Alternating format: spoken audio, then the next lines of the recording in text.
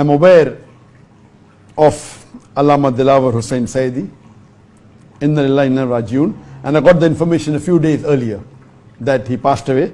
May Allah subhanahu wa ta'ala grant him Jannat al-Firdaus.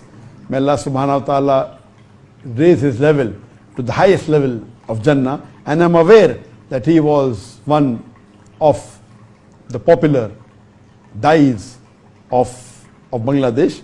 And I'm aware that he was arrested many years ago.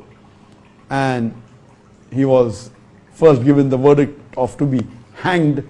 And then later there was protest in which many people died. So they changed the verdict from hanging, giving him punishment of death to life imprisonment. And there are many people in many parts of the world, unfortunately many Muslim countries, that the religious people are being arrested, for political reasons.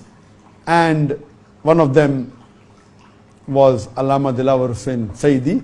And a couple of weeks earlier, his son had come to meet me. He had come earlier also in Malaysia, but a couple of weeks earlier, he had come to meet me and he gave the translation of his father that he had done in Bengali, his book. And I told him to convey my salams to him when he meets him. And unfortunately, this happened a few weeks earlier, and we heard that he has expired. And it's happening that now we see that there are many of the great du'ats and great scholars, they're passing away, and it's a loss to the Muslim Ummah.